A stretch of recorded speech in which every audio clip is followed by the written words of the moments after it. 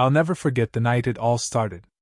We were sitting around the dining table, celebrating Linda's move into our guest room.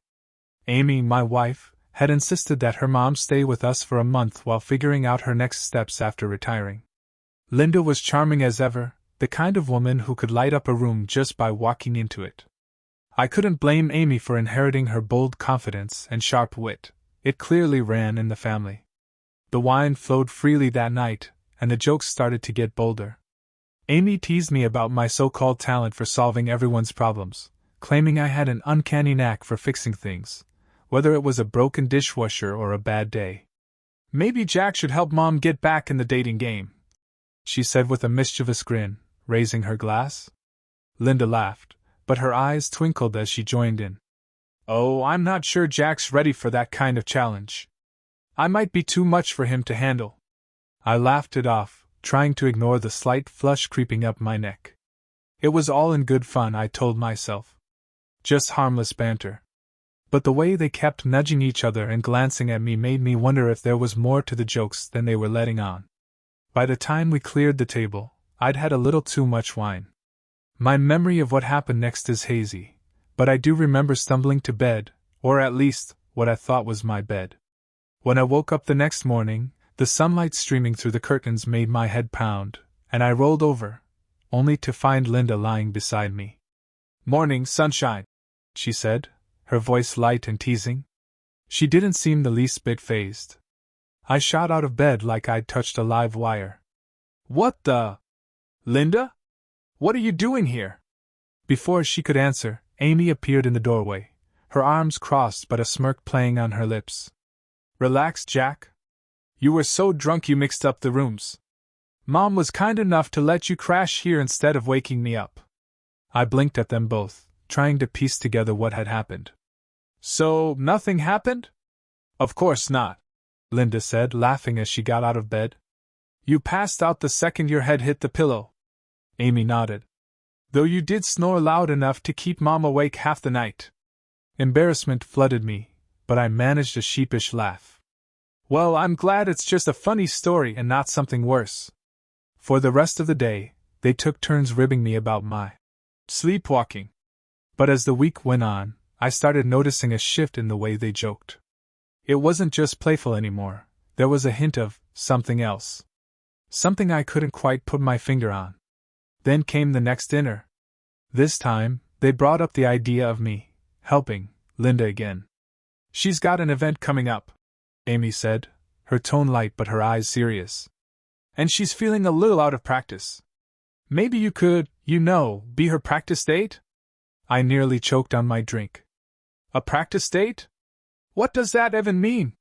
Linda shrugged, her smile disarming. "Just dinner and conversation. Nothing serious. It's been a while since I've been out there, and I'd feel a lot better if I had a little warm-up first." I looked between the two of them, trying to gauge if they were serious. Amy's expression was unreadable, but there was a challenge in her eyes. Linda's smile was patient, but her words carried a note of vulnerability I hadn't expected. I'll think about it," I said finally, not sure what else to say. And that was how it all began. I didn't know it at the time, but that one decision would change everything. A few days later, the plan was put into action.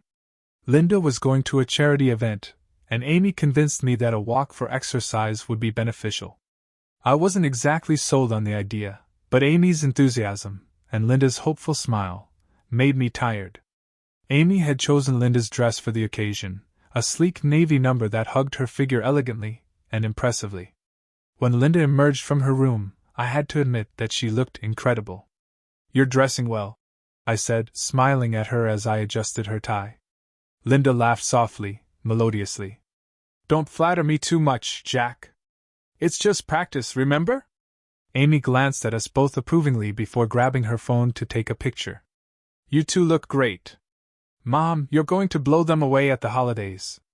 The restaurant Amy had chosen for our practice was a cozy, upscale, downtown location. The dim lighting and soft jazz music created a relaxed atmosphere, perfect for socializing. As we sat across from each other, Linda seemed nervous at first, fiddling with the cutlery and looking around the room. "Relax," I said, leaning forward. It's just me. No pressure. She smiled, visibly relieved. You're right. Sorry, I haven't done this in a while. The night went surprisingly well. We talked about everything. Her retirement plans, Amy's latest projects at work, even embarrassing stories from Amy's childhood. By the time dessert arrived, Linda was laughing freely, her previous nerves completely gone. I have to say, Jack, she said, raising her wine glass, you're doing a great job.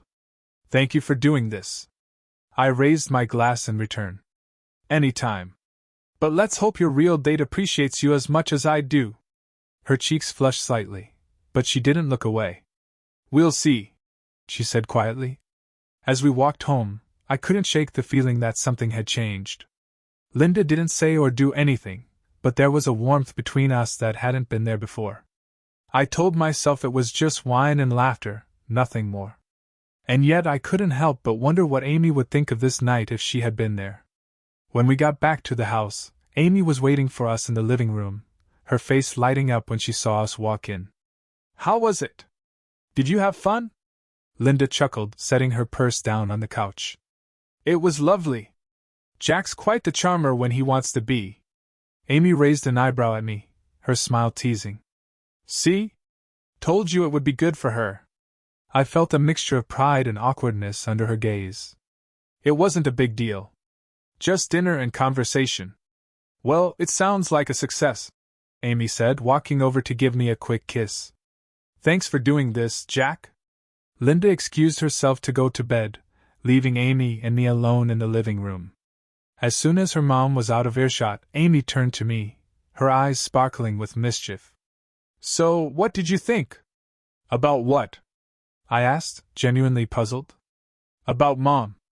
About the whole practice date thing. I shrugged, trying to play it cool. It was fine. She seemed to have a good time. Amy's smile widened. Good. Because I have another idea, and I think you're going to like it. The next morning, I found myself pondering Amy's cryptic words from the previous night. Another idea? What did that mean? Amy was always unpredictable, but this was uncharted territory even for her. I didn't have much time to focus on it, because life in the house was moving so fast. Linda had returned to her usual magnetic self, humming in the kitchen, making coffee, and flipping through her tablet. She caught my eye as I entered, a meaningful smile playing on her lips. Morning, Jack. Are you sleeping well? Like a rock, I replied, grabbing a mug from the cupboard. What about you? Recovering from our big night? She laughed softly. Hardly. I forgot how exhausting it is to be charming. At that moment, Amy entered the room, radiant in her yoga attire, her hair pulled back into a casual ponytail. Good morning, you two. Are you talking about last night already? Linda smiled, raising her coffee cup in mock toast. Your husband was the perfect gentleman. Amy smiled, taking a seat at the table. I knew he would be.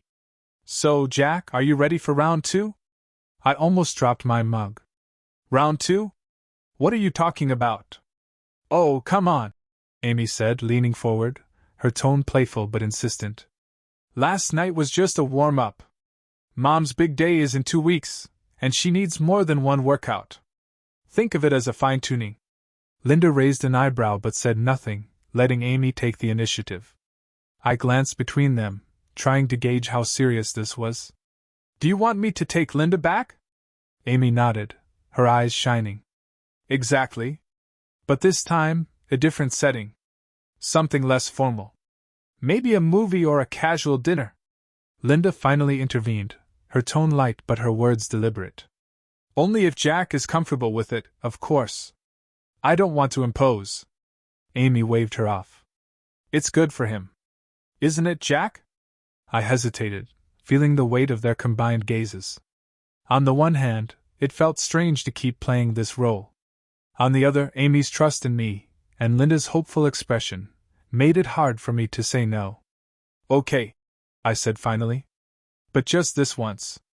After this, you're on your own, Linda. Deal, Amy said, beaming. It'll be fun. Later that week, we found ourselves at a local art show, one of Linda's favorite places. The event was much more laid back than dinner, with people casually milling around and sipping wine while admiring the paintings. Linda looked radiant in a simple yet elegant dress, her eyes sparkling as she explained the stories behind some of the pieces. "You know a lot about this," I said, genuinely impressed as she pointed out the finer details of the landscape. "I took art classes when Amy was little," she replied, her voice ringing with nostalgia. "It was my escape, my way of finding balance." I nodded, suddenly seeing another side of her, a quieter, more reflective Linda, a contrast to her usual lively demeanor. In a way, it was nice. As the night wore on, the conversations became easier and the silences more comfortable. By the time we left, I couldn't deny that I had truly enjoyed myself. Linda had a knack for making the simplest things feel special, and for a moment I understood why Amy was so enamored with her. When we got home, Amy was waiting for us again, sprawled on the couch with a glass of wine. "How was it?" she asked, her eyes darting between Linda and me. "It's wonderful," Linda said before I could answer. "Jack is a wonderful companion. I'm starting to feel like myself again." Amy smiled, looking genuinely pleased. "That's what I wanted to hear." I started to head upstairs, ready to end the night, but Amy stopped me. "Hey, Jack? Can we talk for a minute?" Linda took the hint and excused herself, leaving us alone in the living room. Amy patted the seat next to her, and I sat down, feeling a mixture of curiosity and apprehension. "So," she began, swirling her wine, "you were wonderful with Mom." "You were. But I was thinking." "Thinking about what?" I asked, gathering my strength. Amy leaned toward me, her eyes locking onto mine. "I want to try something new. Something a little unconventional." Her words hung in the air, making me curious and anxious. "What do you mean?" She smiled, slyly, almost mischievously. "You'll see." And just like that, she got up and went to bed, leaving me alone with 1,000 questions and no answers. Amy's cryptic words lingered in my mind long after she'd gone to bed. Something a little unconventional. What was she planning? Over the years, I'd learned to trust her instincts, but this felt different, like she was pushing the envelope in ways I wasn't sure I understood. The next morning, the house was buzzing with energy. Amy was busy with work calls, and Linda was video chatting with an old friend, laughing like a teenager. It was nice to see her so happy, but it also made me wonder if all this practice was really necessary. She seemed perfectly capable of charming anyone without my help. After dinner, Amy cornered me with a casual tone but a sharp look. "So, Jack, how do you feel about everything? Mom seems to like it, doesn't she?" "Yeah," I said cautiously. "She's definitely more confident. I think all this practice could work." Amy tilted her head, studying me. "You don't regret it, do you?" I shook my head. "Well, it's just different, you know? I'm not used to that kind of dynamic." "That's fair," she said, her voice softening. "But I think it's good for all of us. Sometimes getting out of our comfort zone is the best way to grow." I wasn't sure if she was talking about Linda or something else entirely. That night Amy announced that we were planning another family dinner, with a new bottle of wine she had chosen. At first I didn't think much of it. Since Linda moved in, our dinners had become a regular occurrence, a chance for all of us to catch up and relax. But as the evening wore on, I noticed a subtle change in the atmosphere. The jokes were a little bolder, the laughter a little louder. Amy and Linda seemed to be playing off each other in a way that seemed almost rehearsed, their teasing comments aimed squarely at me. "Jack," Linda said at one point, her tone light but her gaze unwavering, "you were such a good athlete through all of this. I can't thank you enough for your help." Amy came in with a playful smile. "Yeah, you really did do your best. Mom and I were just saying how lucky we are to have you." Thanks," I said, feeling a little blindsided. "But I didn't do anything special." "Oh, don't be modest," Amy said, refilling my glass. "You were incredible.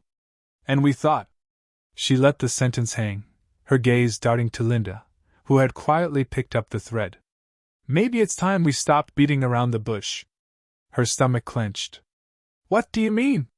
Amy leaned forward, her expression serious but her tone still light. "Look, Jack, we've been joking around a lot lately, but the truth is, we think you're the perfect person to help Mom transition into this new phase of her life. Not just as a practice date, but as someone she can rely on." I blinked, not knowing how to respond. I thought we were already doing this." Linda placed her hand on mine, her touch warm and even. "Amy's saying is that we trust you, Jack. More than anyone else. And we think you can help in a way that no one else can." The room was charged, the air heavy with unspoken words. "I don't understand," I finally said, my voice barely above a whisper. Amy and Linda exchanged glances, and for the first time I saw the vulnerability in Amy's eyes. "We'll explain," she said, her voice quiet but firm. "But first, let's have a toast. To honesty." I hesitated, my hand hovering over my glass. Something told me that everything was about to change. The room fell silent after Amy's toast. I hesitantly raised my glass, clinking it against theirs, the sound louder than it should have been. "Honestly," I repeated, my throat tightening. Linda's smile was kind, but there was something about it I couldn't quite make out. Amy, on the other hand, looked extremely serious. She set her glass down on the table and leaned forward, her hands clasped together, as if about to pronounce some kind of judgment. "Jack," she began, more softly than usual, "we've been dancing around this for weeks. I think it's time we stopped pretending and just laid it out." "Pretending about what?" I asked, my voice harsher than I meant it to be. Amy glanced at Linda, who nodded at her as if they'd rehearsed this moment. "You know how much I love you," Amy continued, her eyes meeting mine. "And you know how much I worry about my mom. She's been through a lot, losing her dad, retiring, moving on to a new phase of life. She's lonely, Jack, even if she doesn't always show it." I looked at Linda, who was studying her wine glass as if it held all the answers. "I know," I said carefully. "And I'm glad we were able to help." "But what do you mean?" Amy took a deep breath. "We thought, maybe the best way to really help Mom is to give her more than just emotional support." "What does that mean?" I asked, my heart pounding. Linda finally spoke, her voice even but with a hint of emotion. "It means we're asking you to consider something unconventional. Something intimate." The words hung in the air, heavier than I'd imagined. "You're not serious," I said, looking between them. Amy said, her tone gentle but firm. "This isn't about replacing anyone or crossing boundaries. This is about giving Mom the confidence and connection she needs to feel alive again."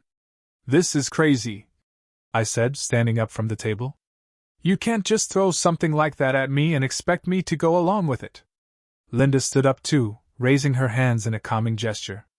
"Jack, please just listen to us. We know this is a lot, and we don't expect you to decide right away. But we've been talking about this for weeks, and we both think it's the right thing to do." "Both of you?" I asked incredulously. Amy nodded. "This isn't just about Mom. This is about us as a family. We trust you, Jack, and we know you would never do anything to hurt us. It's about helping someone we both love in a way that no one else can." I shook my head, trying to make sense of their words. "That's not normal. That's not how families work." "Maybe not," Linda said quietly. "But normal didn't quite work for me, did it?" Her words hit me harder than I expected. For the first time, I saw cracks in her confident face, loneliness, uncertainty, a yearning for something more. Amy stepped closer, her eyes pleading. "Just think about it, Jack. That's all we're asking. We're not trying to pressure you or make you uncomfortable. We just want to be honest with you, as always." I didn't know what to say. My mind was racing, a storm of emotions I couldn't sort out. Without another word, I turned and left the room, needing air, space, something to clear my head. I spent the night in the guest room, staring at the ceiling and listening to the faint hum of the air conditioner. Sleep didn't come easily. My mind was too full of questions, doubts, and a creeping sense of unease. I replayed the conversation over and over, trying to make sense of it. Amy and Linda, the two most important people in my life, were asking me to cross a line I didn't even know existed. It was surreal, like something out of a bad dream. I didn't get any closer to an answer until morning. I pushed into the kitchen, half expecting them to be sitting there waiting for me. Instead, it was just Linda, sipping coffee and scrolling through her phone. She looked up when I entered, her expression soft and unreadable. "Good morning," she said, her voice casual as ever. "Good morning," I replied, grabbing the mug and pouring myself some coffee. I avoided her gaze, but I could feel her watching me. After a few moments of silence, she spoke again. "I'm sorry if we overwhelmed you last night. That wasn't our intention." I put down my mug and finally looked at her. "Linda, this whole thing, it's a lot to handle. I don't even know where to start." She nodded, holding her coffee cup in her hands. "I understand. Believe me, I understand. It's not easy for me either. But I meant what I said. I wouldn't ask you to do this if I didn't believe it was right for all of us." I sighed, rubbing my face with my hand. "I don't even know what this is. Is it a favor? An obligation? What happens if I say no?" Linda's gaze softened. "You don't have to do anything, Jack. It's your choice, completely. But if you say no, I understand. I'll respect your decision and we'll move on." Her words were reassuring, but they didn't make the situation any less difficult. It was at that moment that Amy walked in, her hair disheveled from sleep. She paused when she saw us, then smiled uncertainly at me. Hey, I said, more softly than I wanted to. Amy poured herself a coffee and joined us at the table. For a moment neither of us spoke. The tension in the air was palpable, but not hostile. It was just uncertain. Finally, Amy broke the silence. "Jack, I know you're struggling with this. And I know it's not something you ever expected to deal with. But I want you to know that I'm here for you, no matter what. Both of us." I nodded slowly, not trusting myself to speak. "We're not trying to pressure you," she continued in a serious tone. "We just want to be open and honest about how we feel. And we want you to feel like you can be honest with us, too." Linda chimed in. "It's not about pushing boundaries or making anyone uncomfortable. It's about trust and love and figuring out what works for us as a family." Their words hung in the air, and for the first time I felt a glimmer of understanding. They weren't trying to manipulate me or force me into anything. They were just reaching out, trying to navigate a difficult situation in the only way they knew how. "I need time," I finally said, my voice firmer than I had expected. "I need time to think this through and figure out where I'm at." "Take as much time as you need," Amy said with a warm and genuine smile. Linda nodded. "We're not going anywhere." And that was the end of the conversation, leaving me alone with my thoughts again. The rest of the day was a blur. I was doing everything, cleaning the house, running errands, but my mind was miles away, tangled in a jumble of emotions and thoughts that wouldn't let me go. I kept replaying Linda and Amy's words, trying to make sense of it all, but it was like chasing shadows. Every time I thought I had it under control, it slipped away, leaving me with nothing to hold on to. Late that evening, I found myself at the kitchen table, staring at the half-empty cup of coffee in front of me. It was cold now, the warmth long gone. And so was the confidence I once had about my life, about who I was, and what I stood for. The door creaked open behind me, and I heard footsteps. I didn't have to look to know it was Linda. She had a way of moving, a quiet confidence that filled the room without making a sound. "Are you okay?" she asked, her voice soft. I sighed and finally turned to face her. "I don't know, Linda. I think I understand, but then I don't. I'm not sure I can even put it into words." She pulled out a chair and sat across from me, her gaze steady, searching. "It's okay. You don't have to have answers right away. Just take it one step at a time." I rubbed my eyes, trying to fight off the fatigue that was starting to settle in. "I don't even know where to start. What if I make the wrong choice? What if I hurt you both no matter what I do?" Linda's expression softened, and she reached out, placing her hand over mine. "Jack, whatever you decide, I trust you. I trust you to make the right choice for yourself. And for us. We are family, no matter what, and we will figure it out together. It's not about right or wrong. It's about what you like.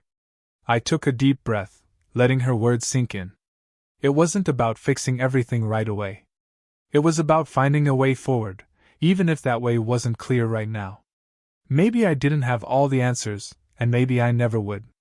But I had to trust that whatever decision I made would be in line with who I am. Thank you, I murmured, my voice barely above a whisper. I needed to hear that. Linda smiled at me with understanding. Don't rush, Jack. We have all the time in the world. With that, she stood up, squeezed my shoulder reassuringly, and left me alone again. But this time it wasn't as difficult. Knowing that I wasn't alone in this was a quiet peace. The next few days passed like a blur.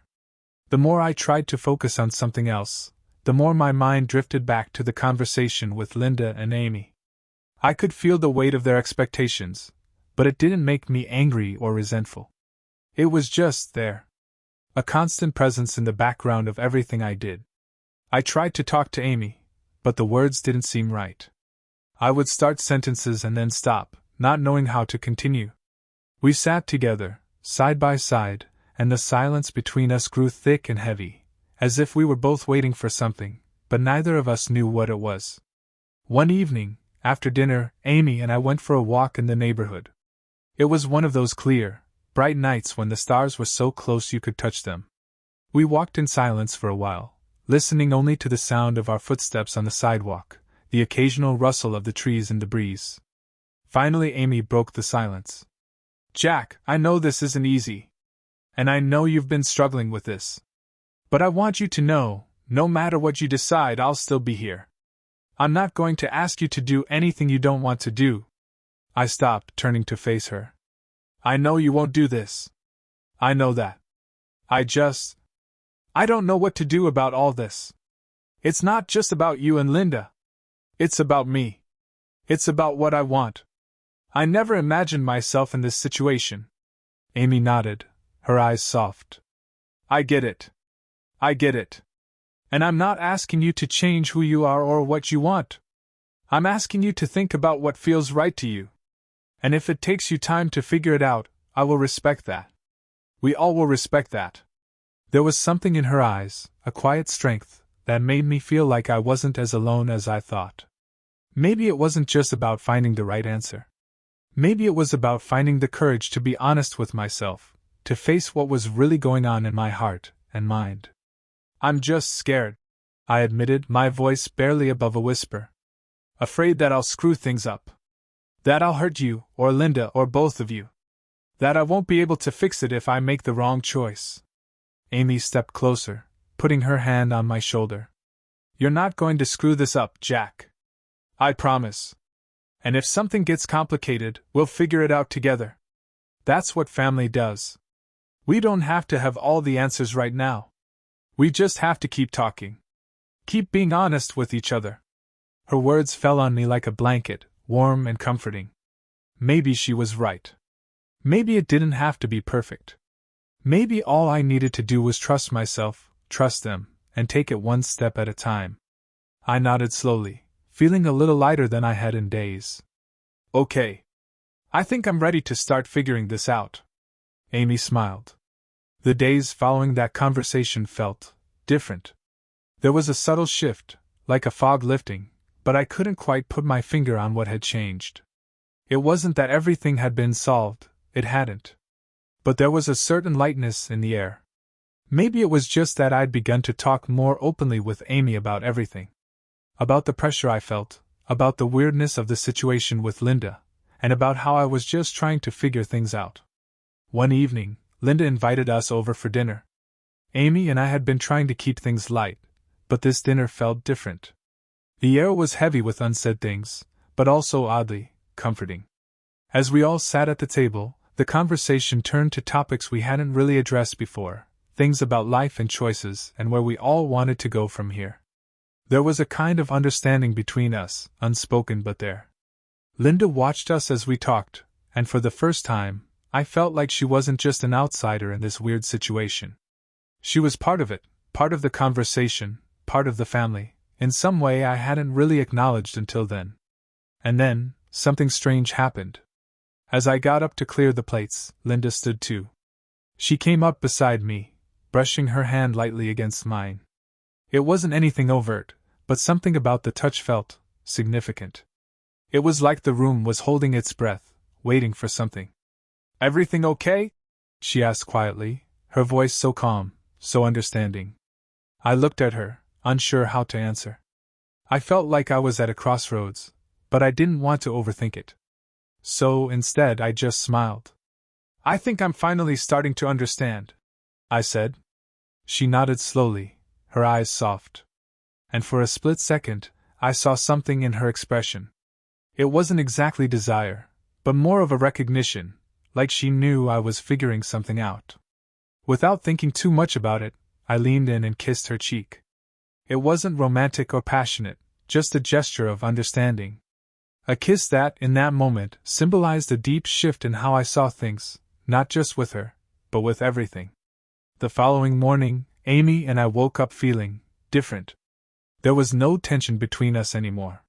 The awkwardness had faded, and we found ourselves laughing at silly things, enjoying each other's company in a way we hadn't for a while. We were still figuring things out, but there was no rush. We knew that we were in this together. Later that day, I found myself talking to Linda again. The kiss from the night before lingered in my mind, not in a romantic way, but as something that had broken the ice, shifted the dynamic.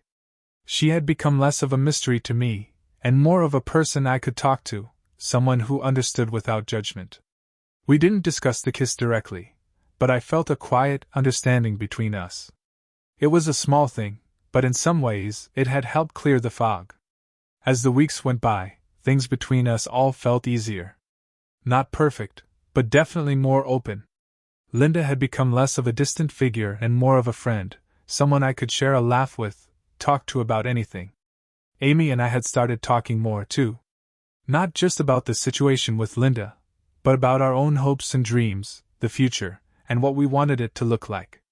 And in the end, I realized something. Life wasn't about perfect answers or clear-cut decisions.